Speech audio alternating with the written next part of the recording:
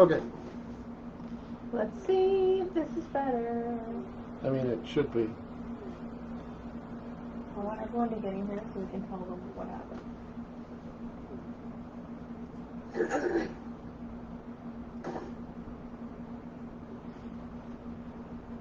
Yo!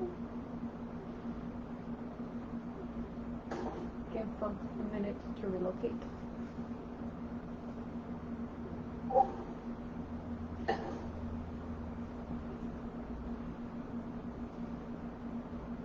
It's so weird to look at your screen and then see myself doing things I did 3 seconds ago.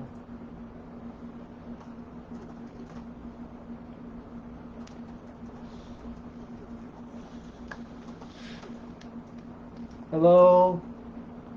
Hunter's here!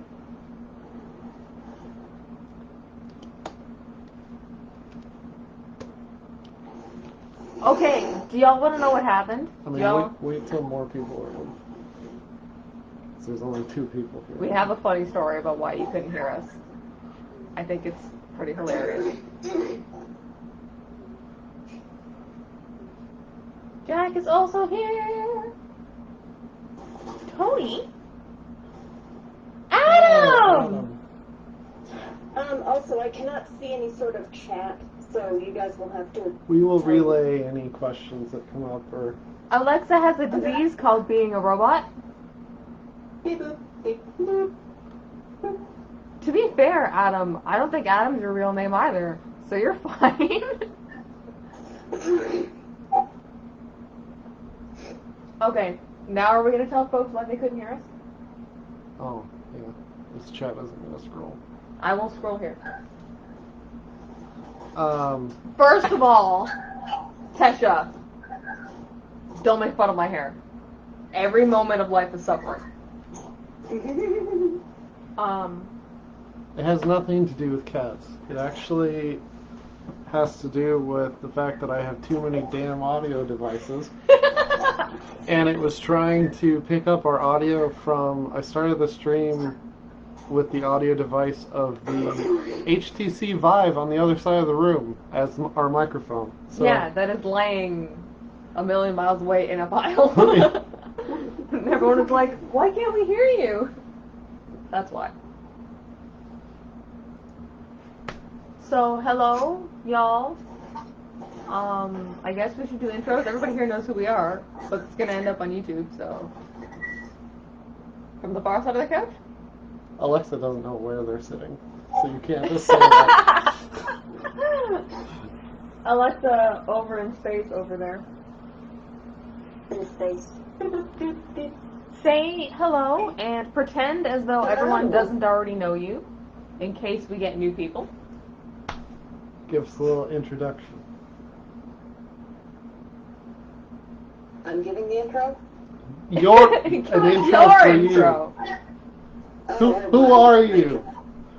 I'm Alexa Windsor. I am an author. I write horror, mysteries, and paranormal romance. I also work with some other mediums, like creating video games. So, yeah, all that good stuff. Who are you? Nobody.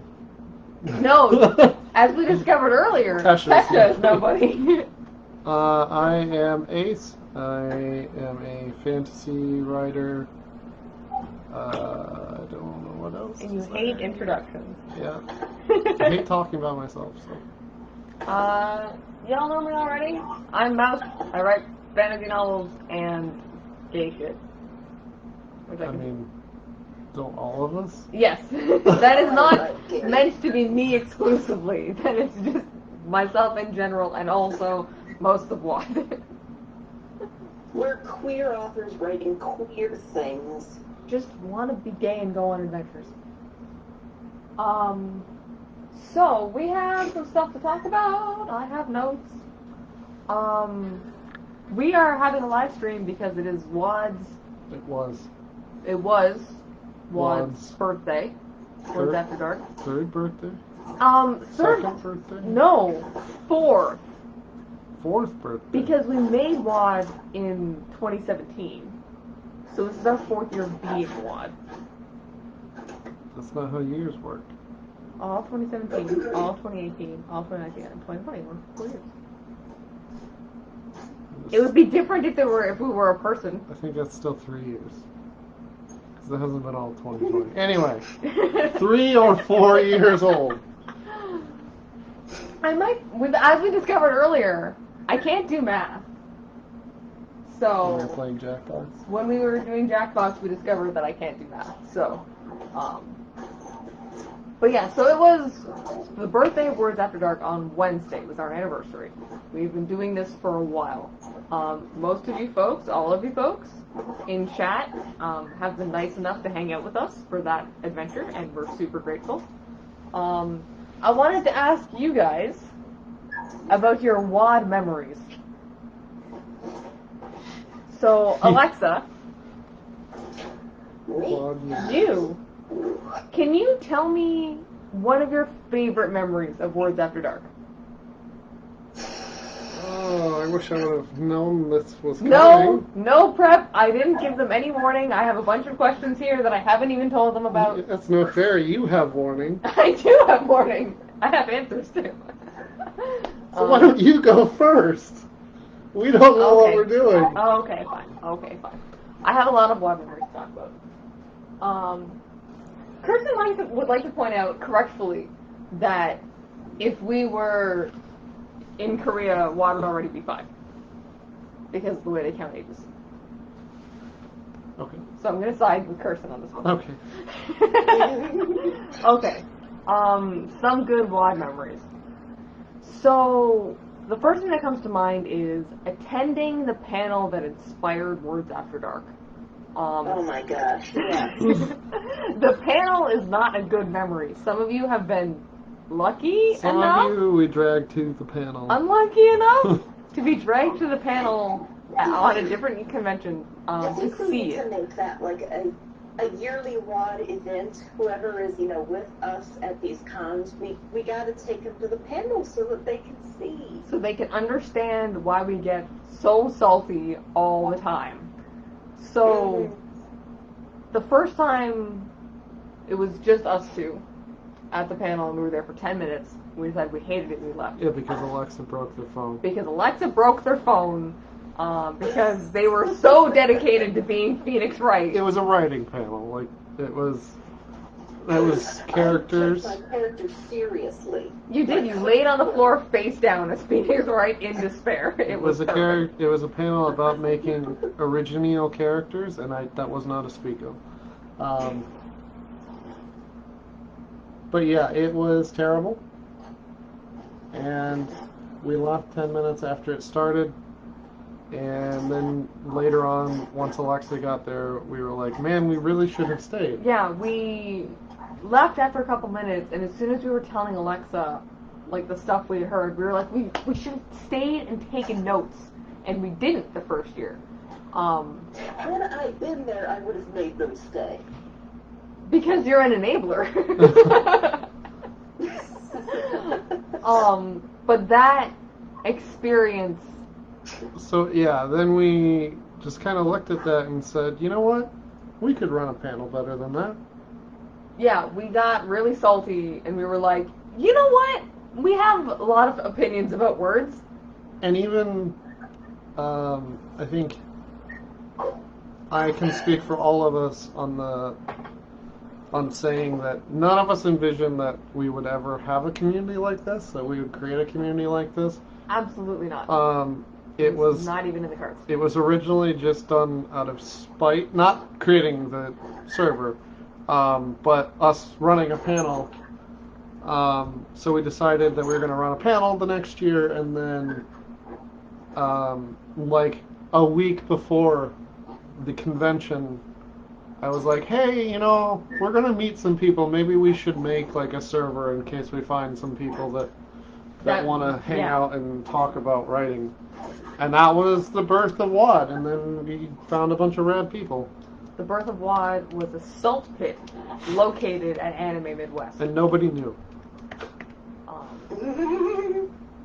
So that was one of my really good memories. I have a lot of person-specific memories, getting to work with a lot of you guys one-on-one. with your stories and with your characters, and that's been really gratifying. I also, as much as it overwhelms me at the time, there's been a couple of people who have just like outright made me cry at conventions. And those memories are mildly embarrassing, but I look at them fondly all the same. You're laughing at me. Because some people have said some like really genuinely moving things, and I handle emotions badly, as you all know. But there's been some excellent times. Getting to see people year after year and getting used to those people as steadfast facets of my life has got to be one of the best parts of Words After Dark. Even if you're not someone who's in chat all the time. I want to say I talk to Beckett like once a year outside of conventions, but every con we go to, Yeah. he's there. Oh yeah. And he's not the only one. He's just the first one to come a to lot of mind. these people who, we don't see in chat too much, like, we'll see them at cons. We'll talk, we'll catch up, have a great time. And it's nice to see you guys talking to each other and making also new friends because y'all are rad. You?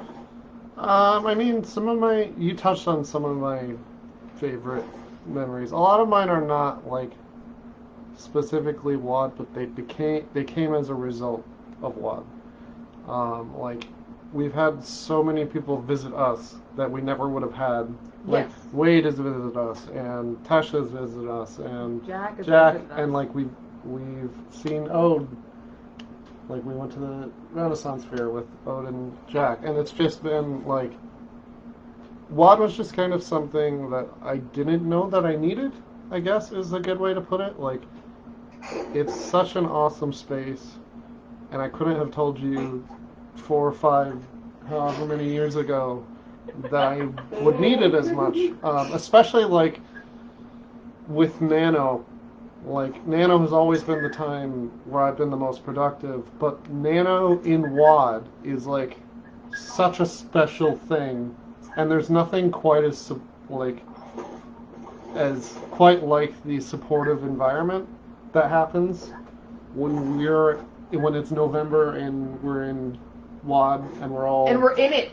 and we're And doing we're making sprints. it happen. So a lot of my memories are of that.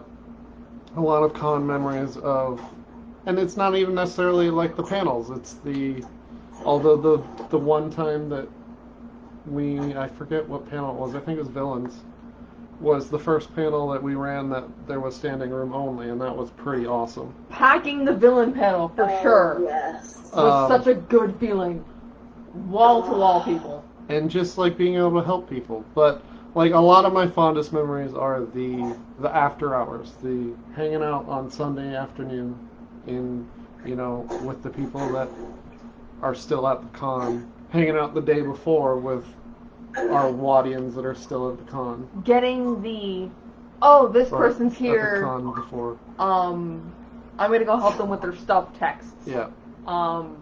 Where we run out of the hotel room and we meet somebody in the garage and we get hugs and say hi, and like those moments are so important. Mm-hmm. Alexa? Well, you guys already hit on the budget.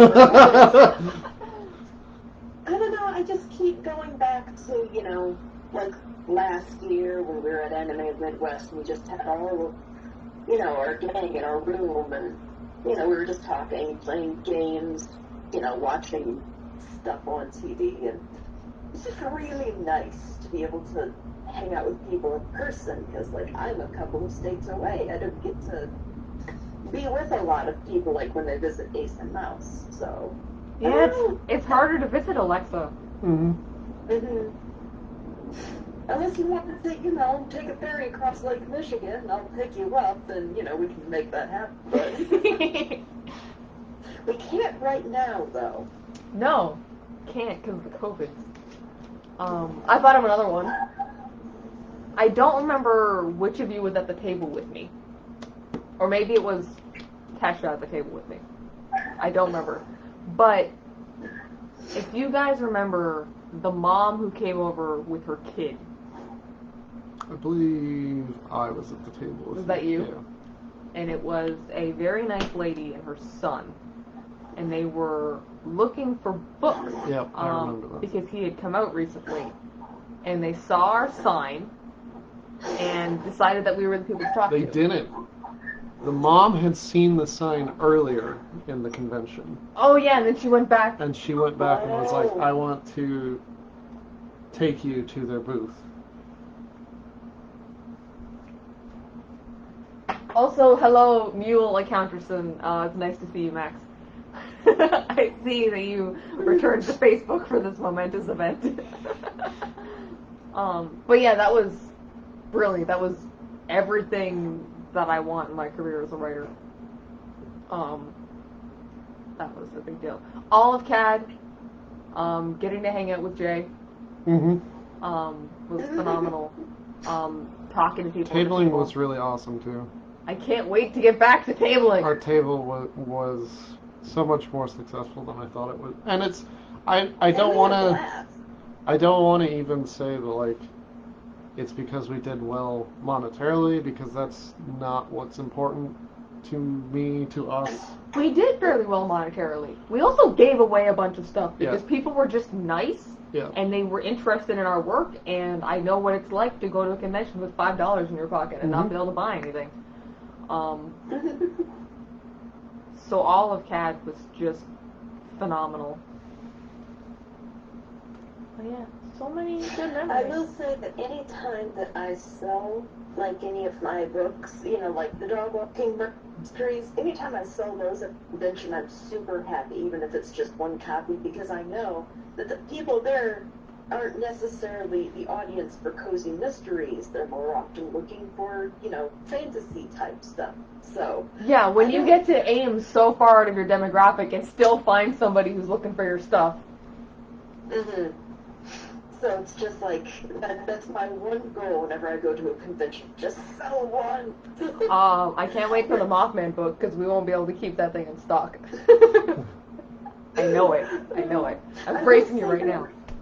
With the cozy mysteries, I do have a lot more success, you know, with in-life networking, because, you know, generally family and friends, that's the kind of book that they go to.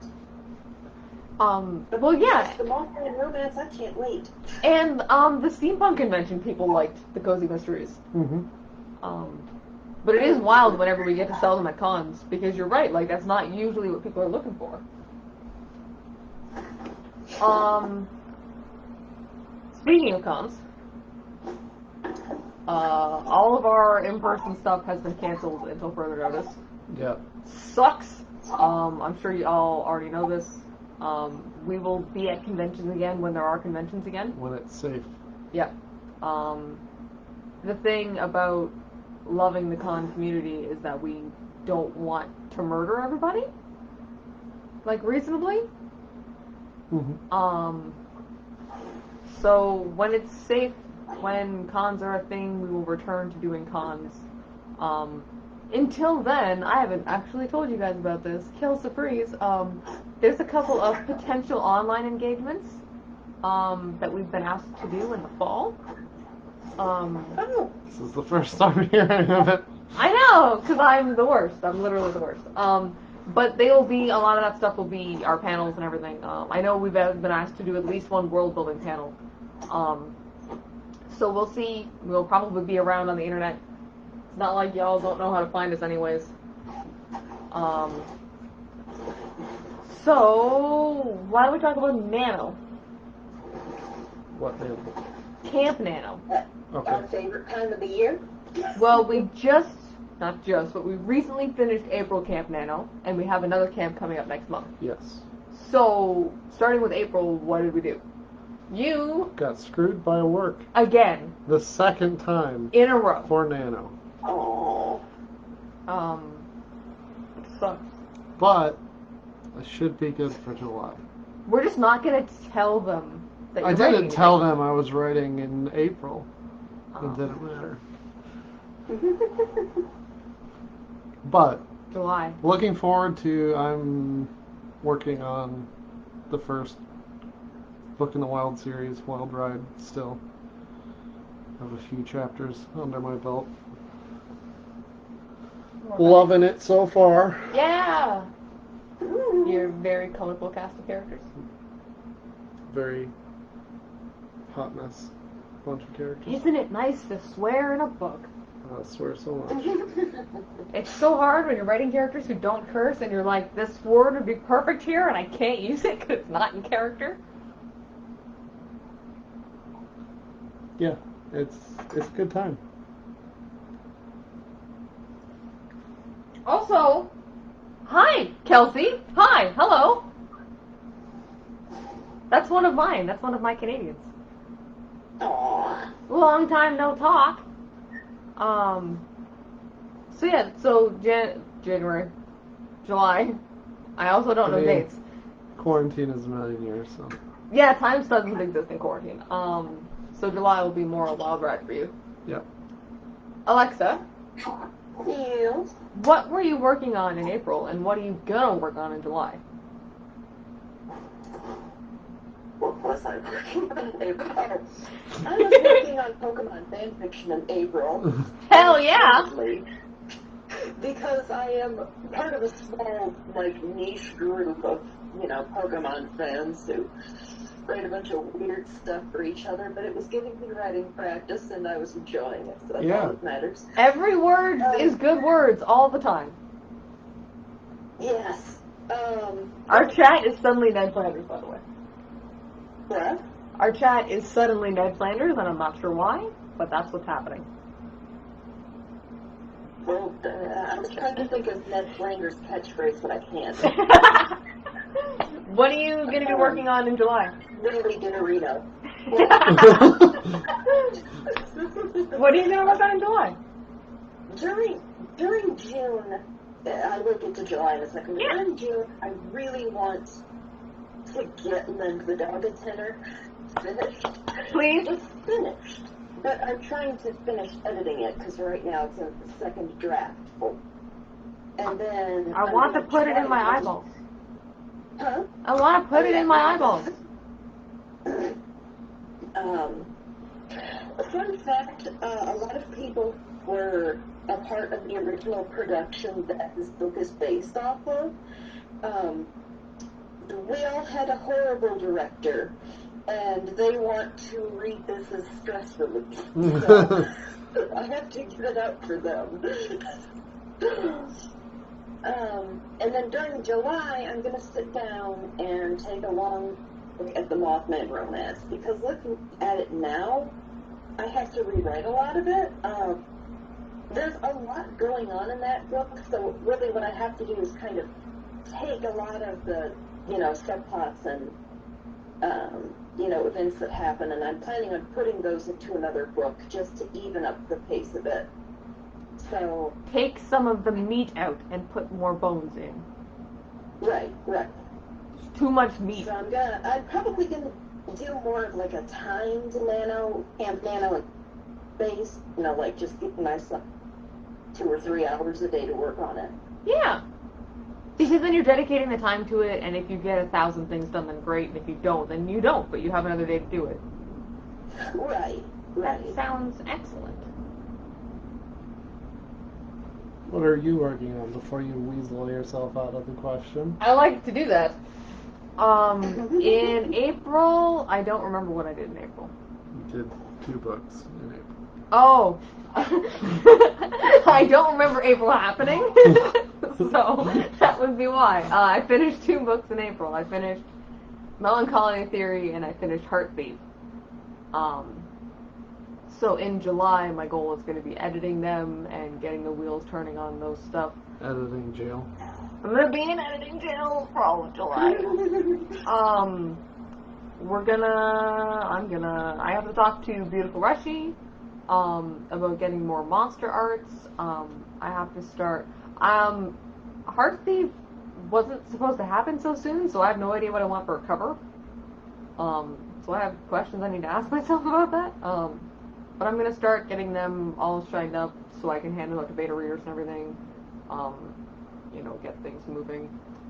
But yeah, that's my plan. All of July is just going to be 30 days of editing jail. That's fine. I also do have a poster idea in mind for them. What was that you cut out? What? Oh, I also have a poster design in mind, for the Mothman book that I'm probably going to be looking for commission soon. Is it just a giant poster of Mothman's butt? I mean, I can. I was going to immediately say I want the Mothman poster, but now I want 2 of them. Please. Poster? I'm going to Why don't you get a body pillow? A Mothman body pillow! Please. I mean. I would like to point out that April's fake news, and that is right, Yes. as usual. Nothing happened in April. I don't remember that. You wrote 2 books. You're not allowed to say that nothing happened. I don't remember doing any of it. Okay, what else is on the list?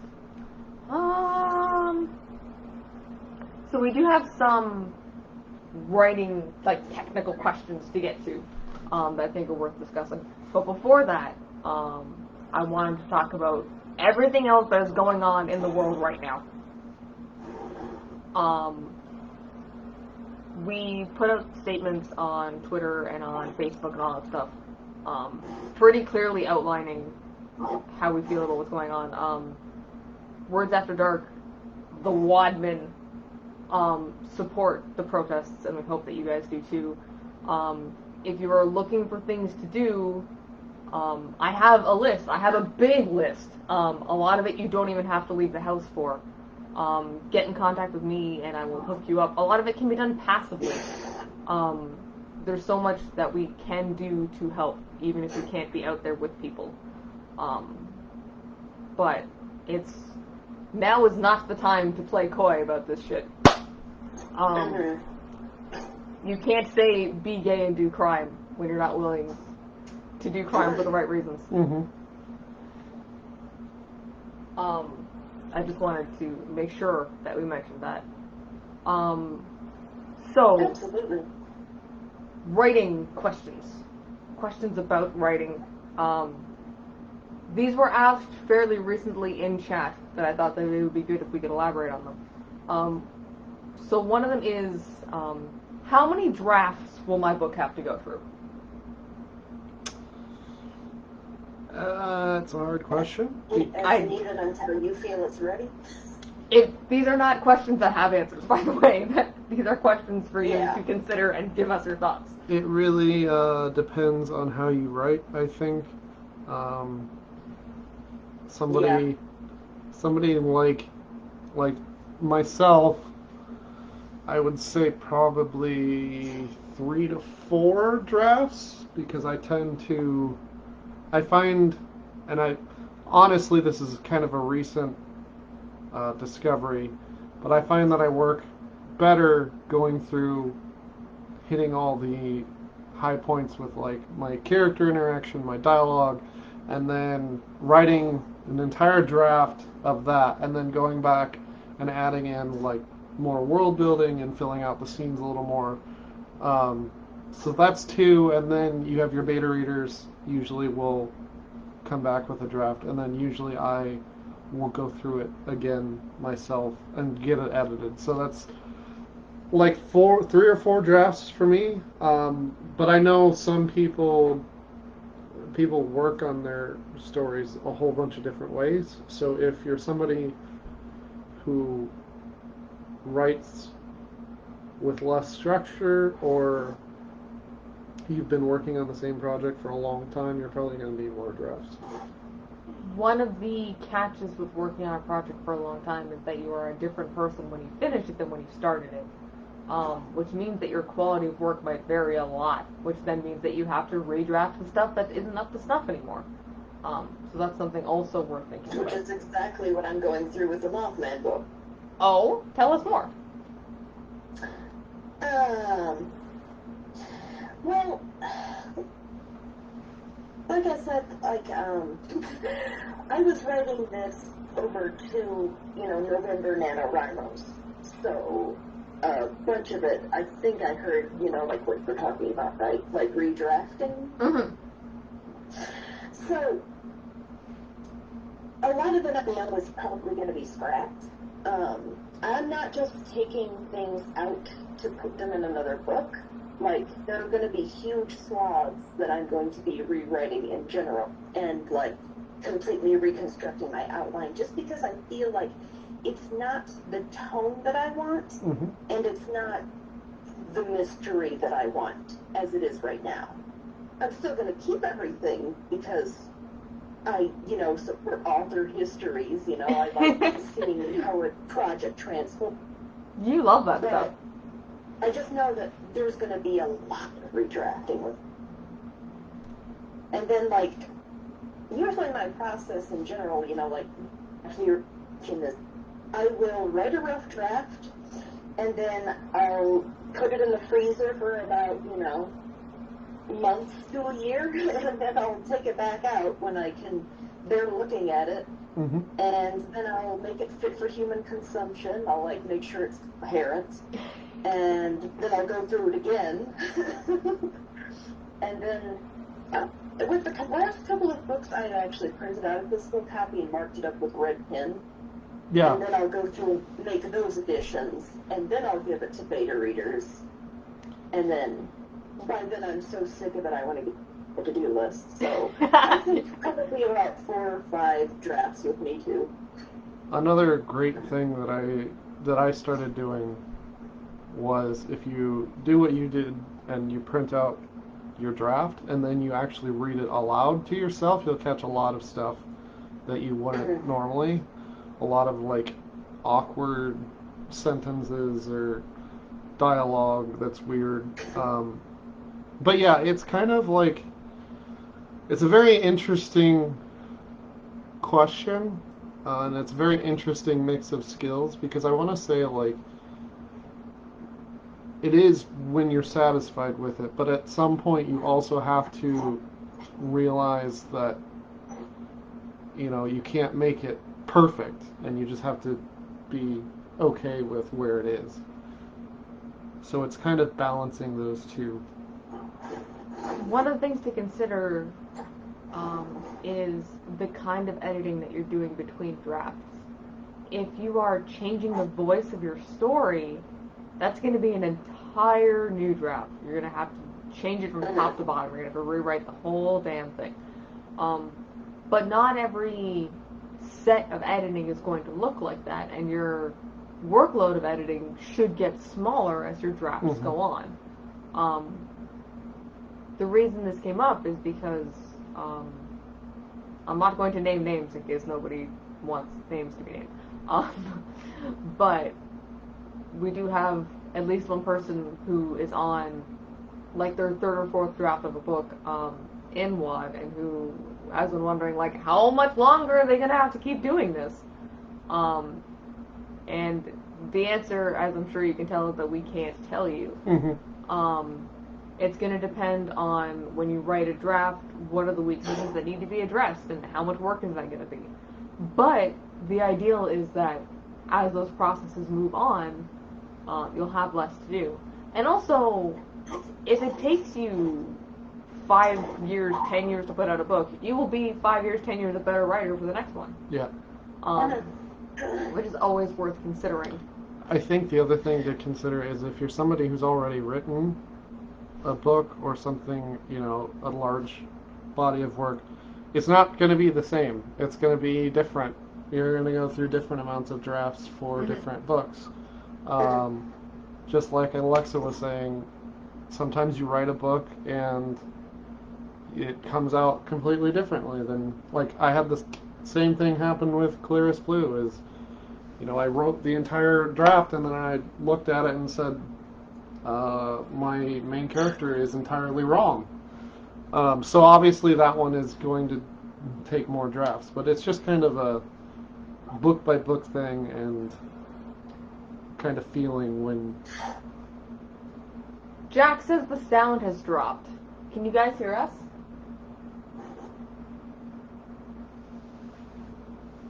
Yes? No? I can't hear you.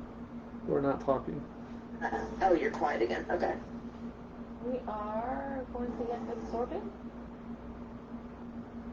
It doesn't help when the computer I'm using to monitor the stream is freezing.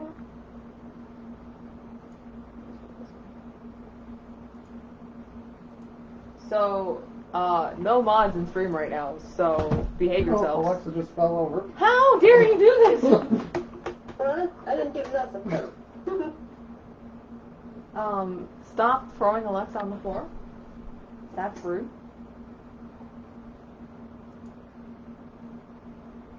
Okay, well, maybe it was just... I think it was just Jack. because I Okay, don't so know it says y'all can hear us, which is great. Now that we've thrown Alexa to the floor in vengeance. Oh, Jack is back too. Excellent. Okay. That makes us happy. So it does not matter that my computer is having an aneurysm. Yeah, and we can see chat up there now. So here's another question. How do I make content? Good question. How do you make content? How do you make stuff to happen in a book? How do you fill a book with stuff? I mean, generally, if you're writing a book, you have an idea of a story that you want to tell. That's your first step. Because if you don't have the idea for a story, then it's kind of hard to make content around that story. Mm-hmm. So let me narrow it down. Yes, When you are it's a very looking broad question. at your outline and you see this happens here and 5 chapters later that happens there, how do you fill that? That's the Ace Layton problem. What do you do about it, Ace Layton? Well, I use a and mouse technique. What? Of a lot of times you'll have a gap where, like, you know 2 events are going to happen, and you are just stuck with, well, I don't know how to get from A to B. So what a good friend A and Mouse suggests is to go, instead of trying to do it chronologically, and say you're stuck on chapter 15 and you're trying to get to chapter 20, and you know what happens after chapter 20. Instead of trying to figure out chapter 16, try and figure out chapter 19. Because a lot of the times you'll be able to work backwards better than you will forwards. And the more you close that gap, the easier it becomes to close the gap because you have less unknowns. And sometimes you'll come up with ideas that like give you several chapters worth of content. Also, sometimes you just need a filler chapter. Filler chapters are not bad if they provide other services to your readers. Yeah, I do think whenever you're writing content for a book, every chapter should have a purpose. Sometimes your purpose is only, I want to expose the audience to these 2 characters playing cards. I feel targeted. That's one of my favorite scenes in that book, so you're not targeted. But yeah, sometimes it is as simple as I want to just spend this chapter taking a breather, or I want to spend this chapter, exploring the dynamic of these 2 people. It doesn't necessarily have to be plot related. You want to be careful with your pacing, of course, but that's something else. So yeah, even your filler can provide things that your book needs. Here's another question. How am I supposed to answer it? Really quick. Oh. Generally, the rule of thumb that I try to is that if it's not interesting, then it's going to be interesting for my reader to read. So anything that I put down, I want to be interesting to me. That's very true. Also, I wasn't going to cut you off. I was just going to roast Ace. Oh, okay. Oh. Important Ace roasting time. It is important Ace roasting time. How am I supposed to answer this question when you answered it with my answer? I mean, to be fair, you asked me what I do, and that is what I do. Killed myself. So, Mouse, how do you do it? No. Alexa deserves a chance to elaborate Okay, yes. on what they were saying before Yes. I cut everything off to roast you. So, as you were saying about making things interesting, Alexa. I think Alexa. Oh, am I still going? Please, if you have more If to you say. have more. When I'm stuck like between a point A and point B type situation, that's when I'll do my hairball method. Like, I probably did my hairball method at the very beginning. That's where I just do a massive brain dump. And I put down everything I know about the story, everything I know about the characters and the timeline, and I just put it all down. And then I will sort through it and try to make sense of the chaos, because that's just how my brain works. And then, like, if I need that again at some point, then I'll just do another brain dump. And generally, sometimes, like, if I'm really stuck, I will go and write another scene at some point in the future or elsewhere in the timeline. And that may just kind of give me another idea of what I want to do earlier with that part that I was stuck. Also, by its very nature, your outlining technique provides you with extra content. Right. Because not everything you put in your brain dump ends up in the story. Mm-hmm. So that would be It just really kinda useful. gives it context. Also, I see a beautiful catfish. Hello. Do we have a beautiful temporary catfish? We do. Hello, goodbye. Nice to see you. I do want to touch on one thing before you try and come up with an answer. Okay. So that's like chapter level, like Yes. book level. Yes. I do want to touch on what if you're stuck in a chapter, Yes. because I have serious issues with this.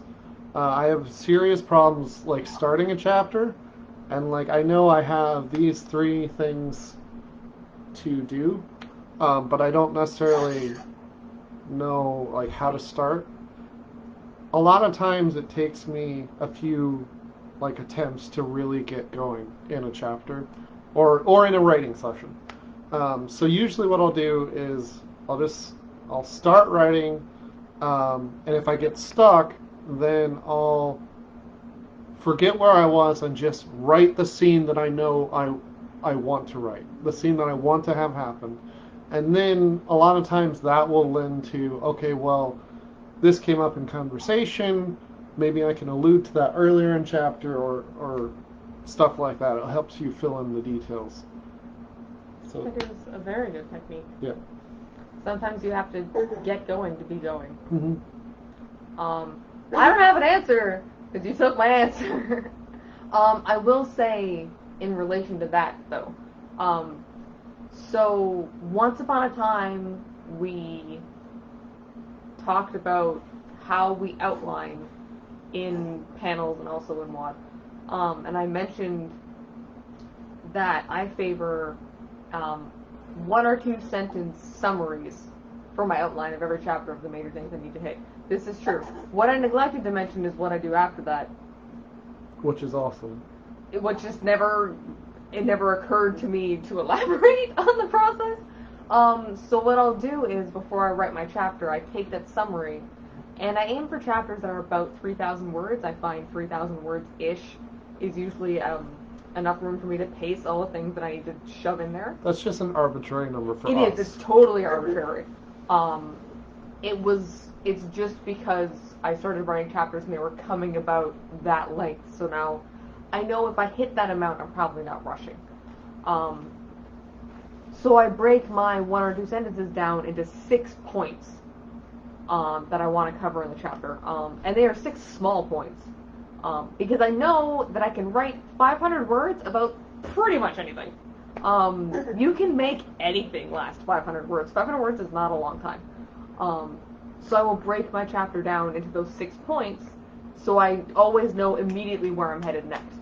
And that works really well for me. It doesn't necessarily help me come up with more content. There will be times that I'm staring at my chapter trying to figure out what my 6 points are going to be. But it is something to consider in tandem with the other advice here. Mm-hmm. Let's see what else we have.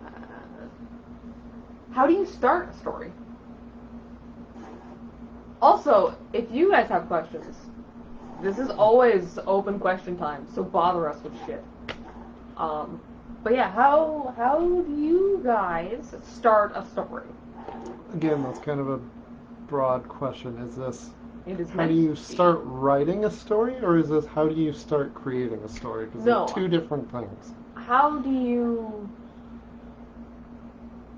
Removing the time that you would take to plan, how do you sit down and make things go? How do you pick that point? How do you make yourself do it? So you've already have your outline. We're going to pretend outlines don't exist in concept for this question. Well, that I mean that fundamentally changes. Or the answer both. Answer as though you have one or as though you don't. Well, I mean, if you don't have one, then make an outline.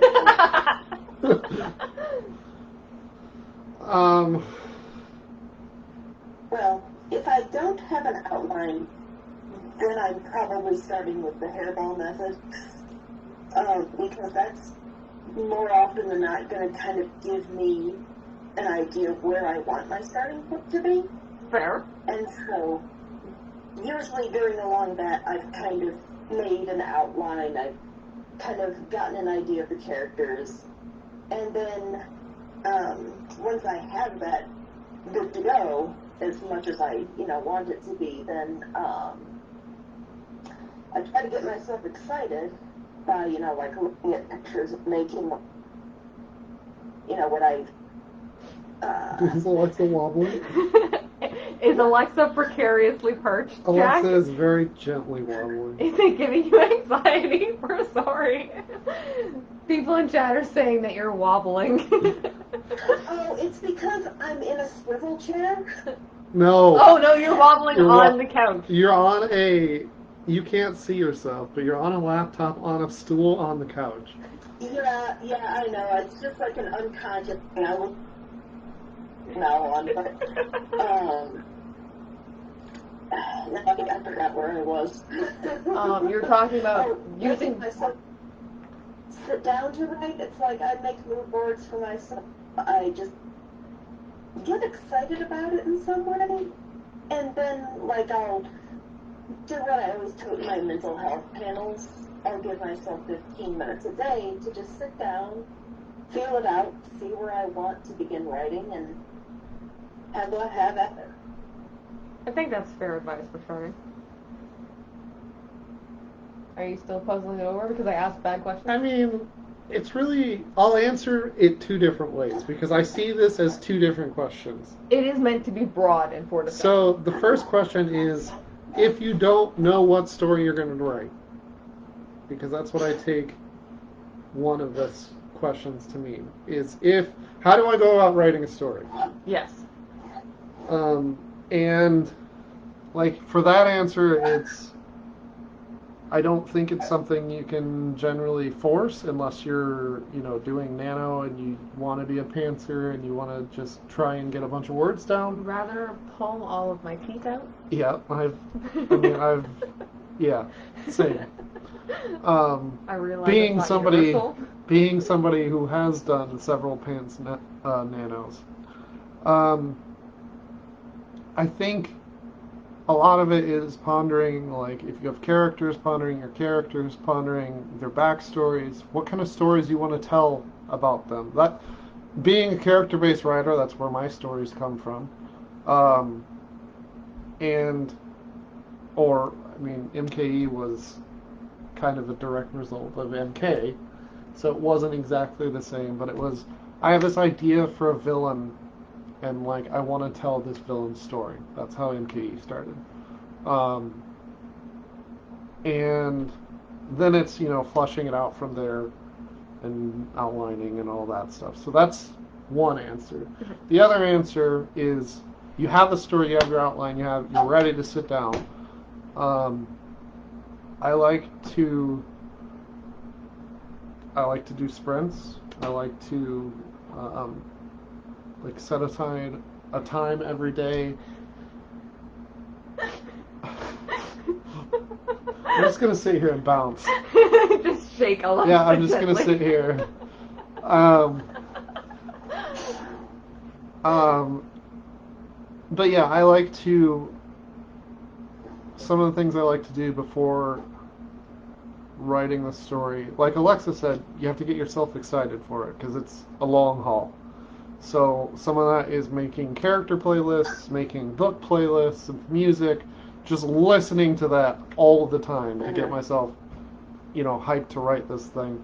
Looking at art, looking at inspirational, whether that be like world art or character art or stuff like that. But yeah, just really getting excited and then trying to make a routine every day because that's. It was somebody's spotlight, so I had to go yell at them in chat. And by yell at them, I mean invite them to tell us about stuff. Oh, yeah. But yeah, like I think a lot of writers struggle with the sitting down and putting words on the page because writing is hard. Yeah. Welcome to my world. Writing is hard as balls. And my entire area of study. So, those are all good things for people to consider, I feel. Tasha had a question. Oh, that did. Yes. Tasha's question, which was pushed off the screen by everyone screaming about us shaking Alexa really hard. How do you plan a story that spans for more than one book? I think either Alexa or I can.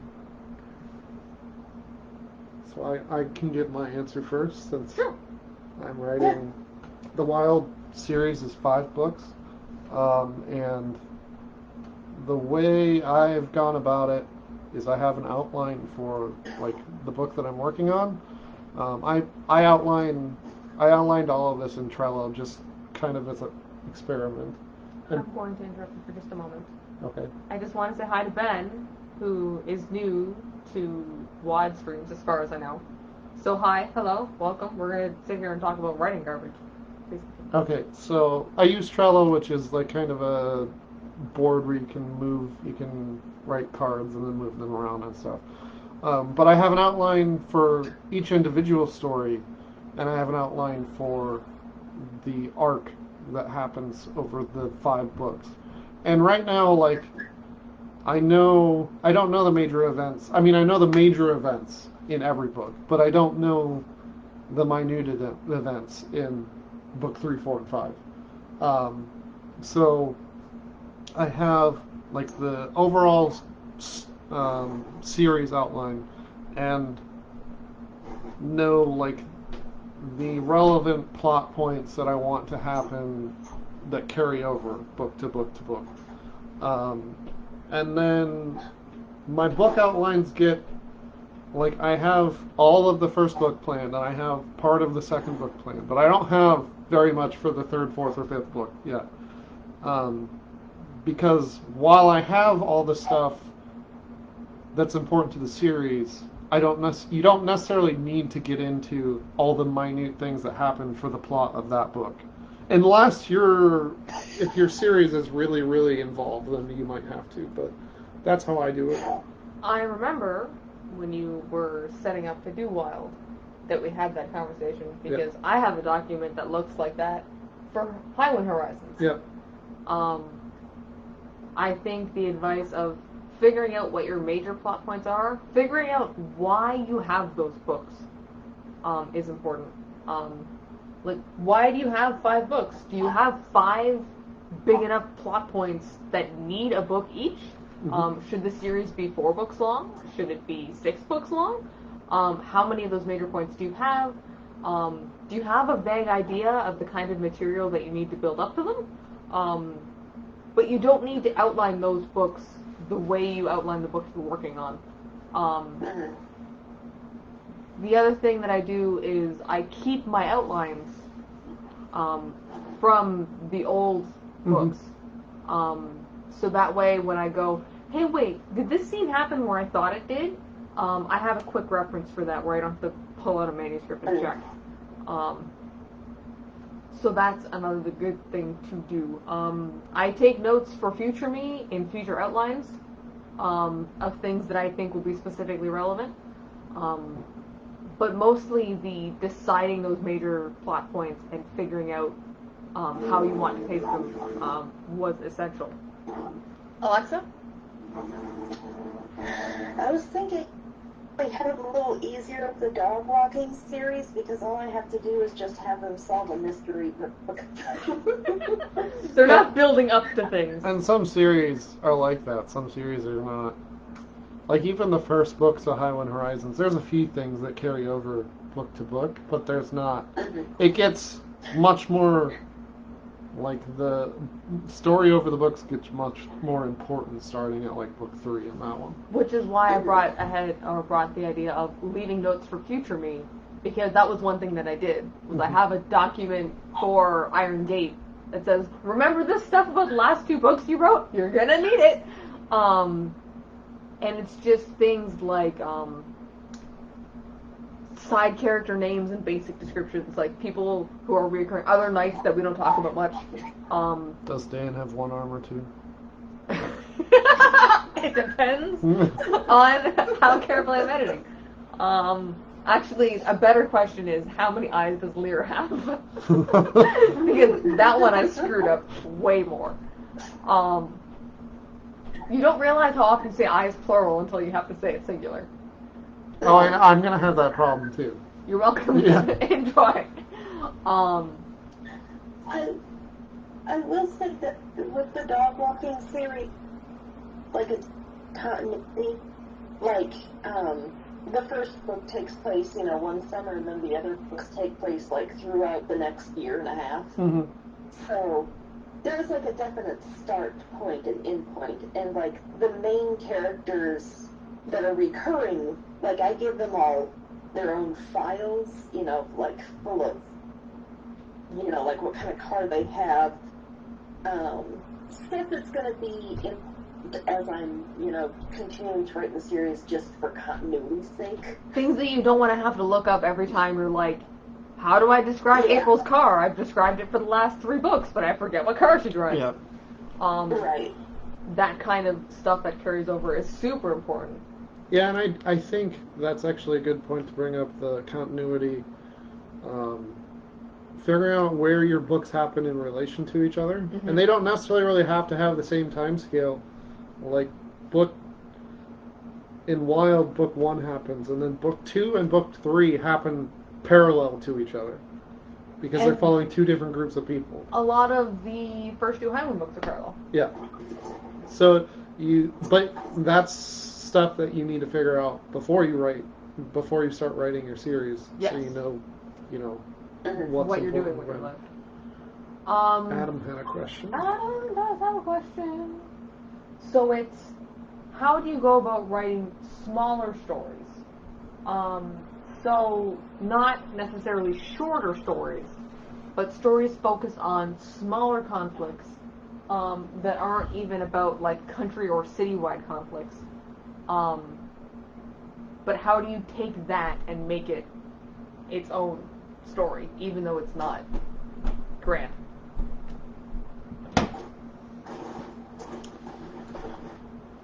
I mean, you don't need grand. A lot of that comes down to figuring out what your antagonist is. Mm-hmm. In a smaller story, it's going to be, maybe it's one person as opposed to a nation, or maybe it's the character struggling against themselves.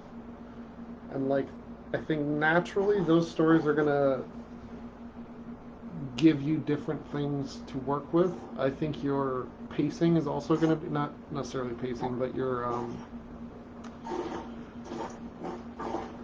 the timing of your story, your time scale is going to be different, because usually smaller conflicts happen.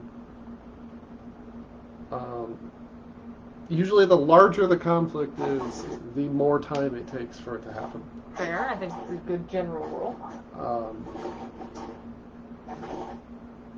So, I don't know that there's a tried and true method for, I think, first of all, figuring out what what is your struggle, what is your antagonist, and that will help you drive the rest of your story, because once you can figure out, is it just these two people and one of them is antagonizing the other,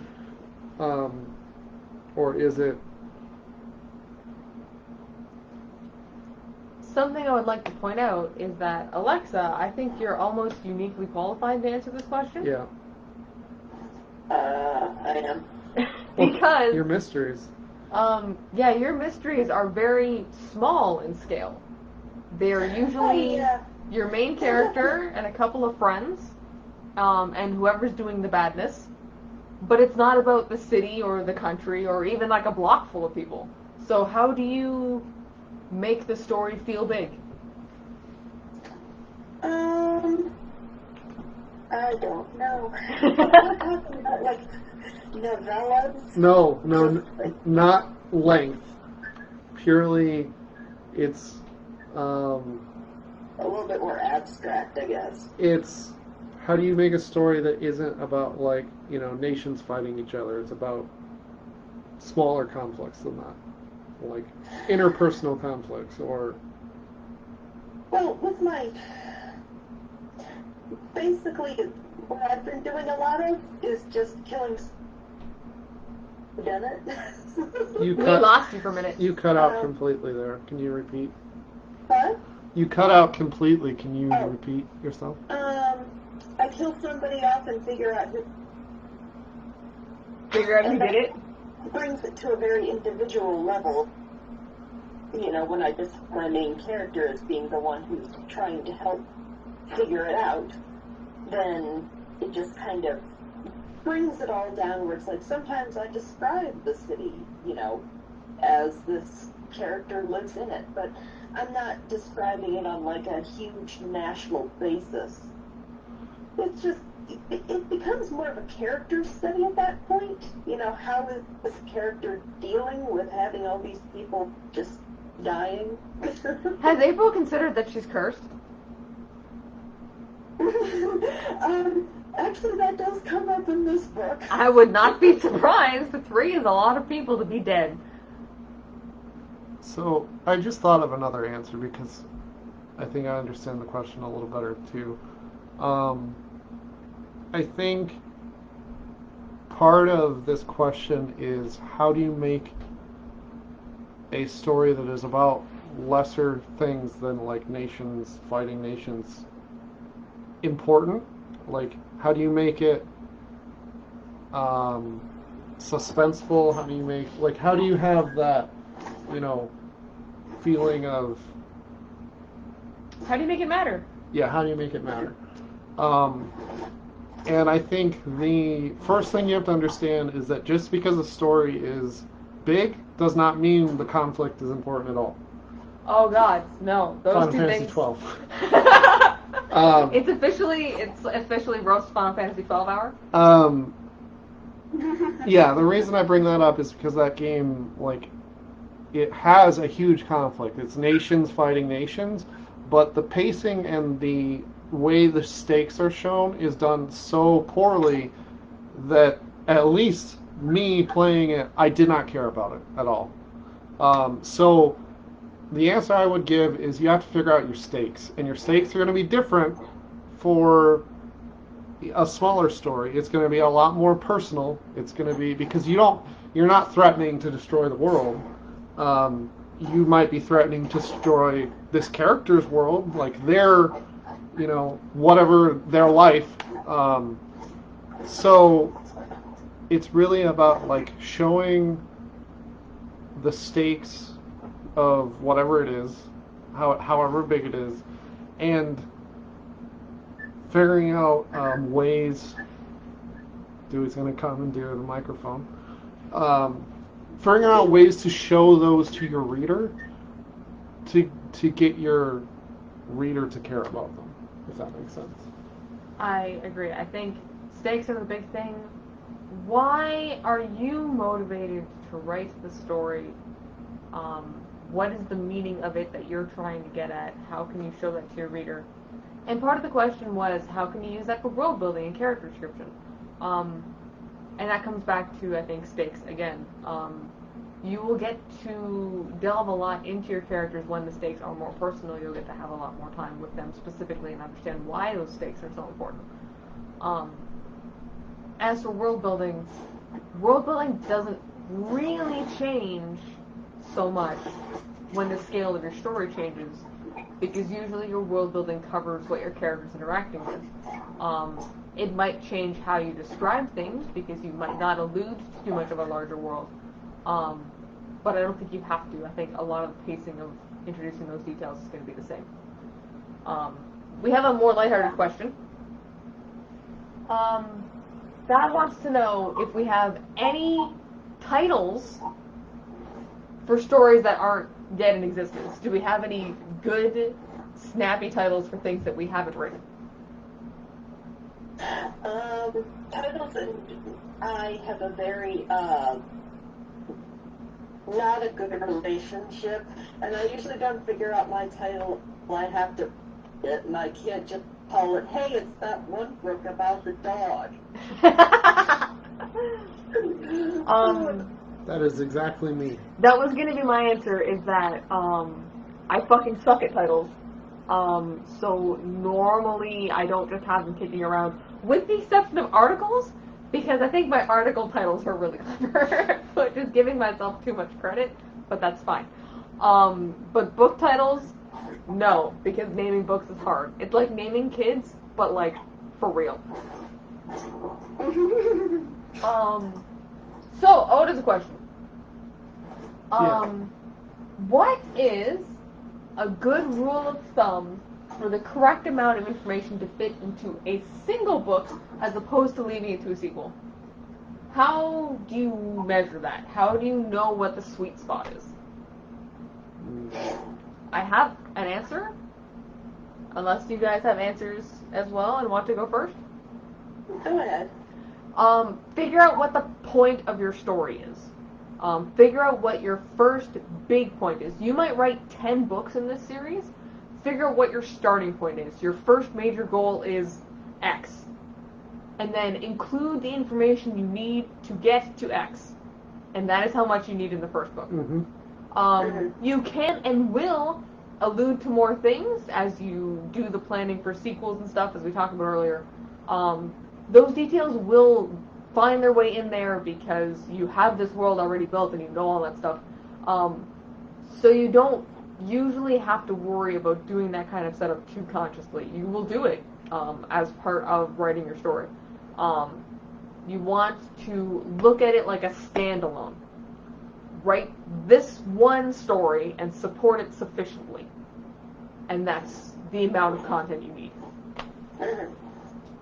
Yeah, I agree with that. Yeah. A lot of times you're going to have to cut things, that, especially if it's a world that you've worked in for a while, that you've created. If you work in a world for years and years and years, you just end up with mountains of content. There's going to be so much stuff. And you're inevitably going to have to cut things for, the first book, but every book. Because you only really want to show the reader what's important. And you can get a lot of world building in and still have it be relevant. And you can also leave out a lot of world building that you might think is important, and then have your reader not actually need it for the story. Mm-hmm. You might write the story and think that you have underserved your world because you have all the stuff the reader doesn't know. But you have enough there even if it doesn't feel like it. Like, there's enough that the reader can put the pieces together. I think the other thing you have to realize is if you're writing a series, all of the stuff you put in the first book, if you expect anybody to, be able to pick up your books and read them without having read the previous one, everything you put in your first book, you're going to have to probably touch on in your second book. At the very least, you will usually have to touch on the basics. And sometimes there'll be book-specific things that you don't have to, but that's always a good thing to keep in mind early, because if you introduce all of these concepts, then suddenly you already have all of this stuff that you now have to reintroduce in your, second book. Cinna has made a really good history joke.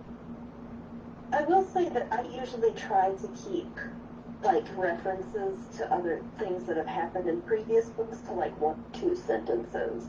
Because any more than that, trying to summarize what happened, but, just boil it down to, like, the big idea that you want to refer to, and then just put it in, like, 1 or 2 sentences.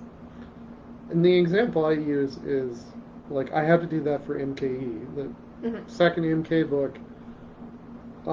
It was less so about the events and more so about all of the world building that happens, like all the world that you see in the first book has to be explained in the second book in ways that, people who have read the first book aren't going to get bored.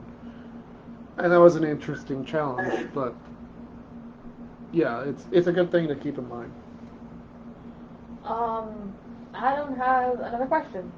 How can someone take supernatural and magical elements and make them work in a modern setting without them feeling shoehorned in? And I think I can speak for all of us when I say make them have an impact. Mm-hmm. Your world is going to work slightly differently with those pieces put in place. If your world does not work differently, then they will feel shoehorned in. Yeah, then it's like, why is this included if it doesn't have an impact to it? You can really get away with almost anything if you show us its place in the world. I'm sure you guys have more to say. It's just that was the first one that came to mind. I will say urban fantasy is my jam. Yeah, please write us urban fantasy. We will read the shit out of it. Did you have more to say on it? I think as long as you're doing what you said, and utilizing those pieces and show how the two worlds interact. If it's a hidden world type of deal, then show how them being hidden affects them, or how it affects the rest of modern society. If it's not a hidden world, then your society is going to be different than it would if it was just a normal modern society. I'm gonna give a really easy answer or a really easy example. It's if you take the the fantasy concept of flight. Now you go, people can fly. Cool. What does that change? Well, depending on their means of flight, it means that most people probably don't have to have cars. Yeah, probably won't have cars anymore. You might have cars for long distance travel. Trucks. You probably still have trucks. Yeah. Because you need a way to move large amounts of goods. But a lot of your daily commute is probably going to be by air. Or maybe there's a reason people don't go by air. Maybe people have this ability, but they only use it for special occasions. Maybe it requires a lot of training. Maybe it's exhausting. So people don't actually fly to work. Maybe we still have cars for that reason. Just figure out the ideas you want to use, and then figure out the logical impact that those ideas will have. And then it won't feel shoehorned in, because it'll be part of the world. I just see Jack's question. Do you ever have a sudden brain blast as to how to make things better / make sense, and then scream because it means rewrites? Absolutely! That just happened to me 2 weeks ago with Wild. Can I attest that we don't need the brain blast to be screaming, because we spend a lot of time screaming just as a baseline, but there might be more screaming when that happens? Yeah. Definitely a thing that happens. When it happened to me, it was figuring out, various things that happened later in the series. So obviously I want to write the first book, I want to make it so the first book is correct so that I don't have to worry about it going forward. And it just kind of threw me off for a couple days. So yeah, absolutely. That also happened with Clear as Blue when I got to the end and I was like, my main character. is not my main character. How did we get here, and why are we here now? Guess I gotta rewrite a whole book. That was all the prepared questions and stuff that I had. So, I have another stuff. If you guys have more questions, we'll take them. Mm-hmm. But we also know that this was kind of a late stream compared to what we usually do. So, we will be doing camp things in July in chat. There will be sprints and stuff. Nano chat will be coming back. In the nano chat. We have our own little cabin in Discord. If you are in Discord and you can't see the nano chat. No one can see it right now. Oh, is it hiding? Yeah. Oh.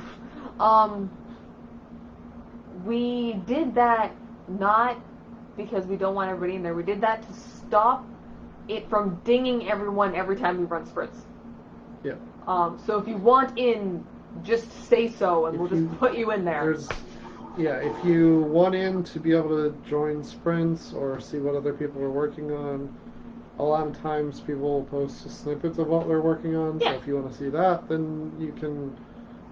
At some point here, I'll be putting up an announcement where people can react, and I'll give the rolls out so you can see it again. But that's how you get in there.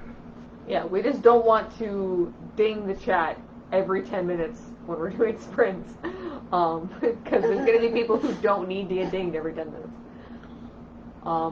Jack has a question. Did you ever think in the beginning that WOD would be this in just a few short years?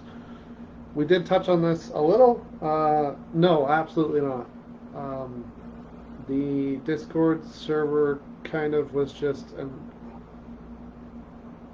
afterthought. Not an afterthought because we did it before. But it was kind of a, hey, why don't we do this? Maybe it'll be neat.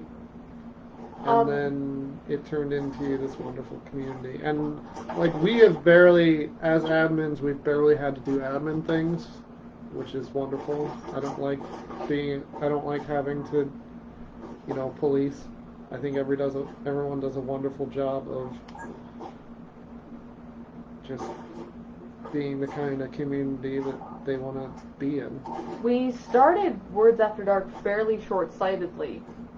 The idea was we were already at conventions. Specifically, we started at Midwest before we started. Sorry? I think it started because we just needed a name for ourselves. We did. I remember us being, talking to each other and being like, the con is, next week? Yeah, it was like a week. We need a name. It was like a week before the con. So, we had no plans for any of this.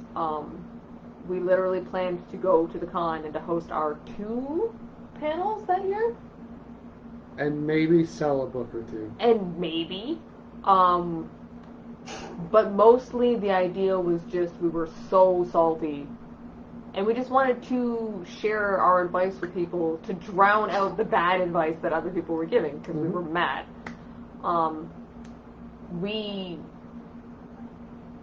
I'm sure, Jack, you're new-ish in the grand scheme of WOD. You're not new, but if you talk to Tack or to Tesha or something, we've had our share of growing pains because we never planned to have a community. So things like doing the major overhaul of how our sidebar worked, things like this event that we hadn't done before, like this whole day, are all just us trying to learn and not suck at our jobs.